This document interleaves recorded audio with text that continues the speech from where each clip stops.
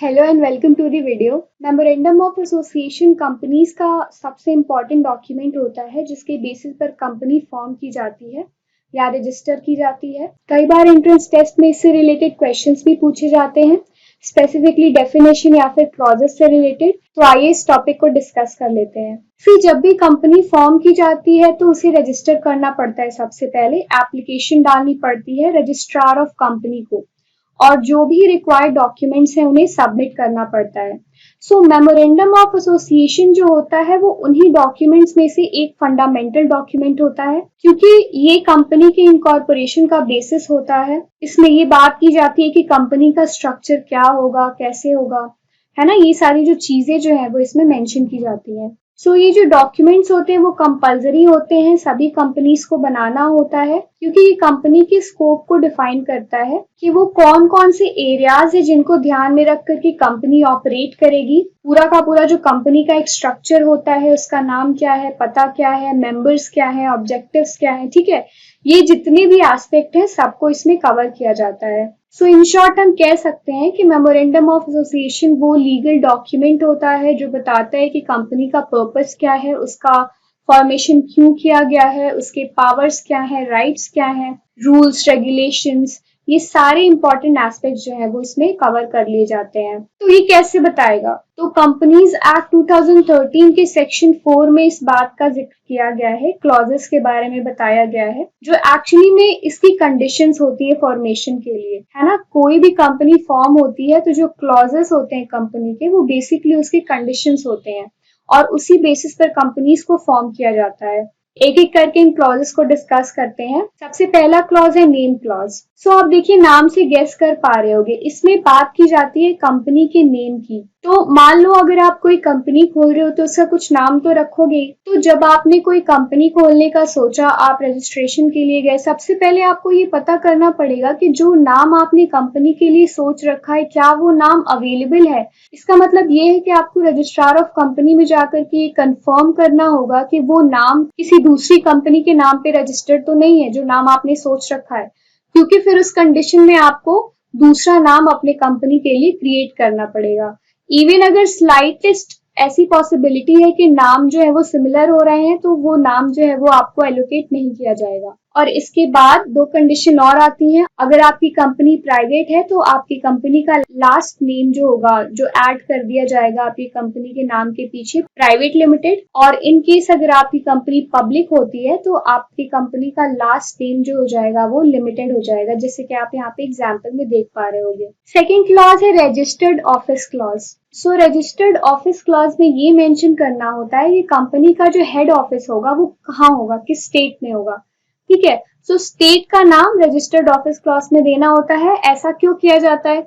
तो देखिए, ये nationality and jurisdiction of court determine करने के लिए किया जाता है, क्योंकि ये प्लेस ऑफ रेसिडेंस होता है, सो कम्युनिकेशन पर्पस के लिए यूज किया जाता है। ऑल्सो एक इम्पॉर्टेंट बात ध्यान रखिएगा कि इनकॉर्पोरेशन से पहले, मतलब कि जब कंपनी रजिस्ट्रेशन के प्रोसेस में है, उस वक्त आप केवल अगर स्टेट का नाम भी मेंशन करते हैं अपने हेड ऑफिस के लिए तो उससे काम चल जाएगा। लेकिन एक बार जब इनकॉर्पोरेशन कंप्लीट हो जाता है, कंपनी का रजिस्ट्रेशन कंप्लीट हो जाता है, तो आपको पूरा पूरा पोस्टल एड्रेस और लोकेशन जो है वो स्पेसिफाई करना होता है और 30 डेज के अंदर जो रजिस्ट्रार ऑफ कंपनी है वो इस चीज को वेरीफाई करती है। थर्ड क्लॉज है object clause. Object clause most important clause होता है मेमोरेंडम ऑफ एसोसिएशन का, बिकॉज ये स्टेट करता है बिजनेस का पर्पस, बताता है कि बिजनेस का ऑब्जेक्टिव क्या है और एरिया ऑफ ऑपरेशन क्या रहने वाला है बिजनेस का। कुछ स्पेशल बातें मेंशन करता है, जैसे कि to carry on the business more economically and efficiently, कैसे वर्क किया जाएगा कंपनी के अंदर,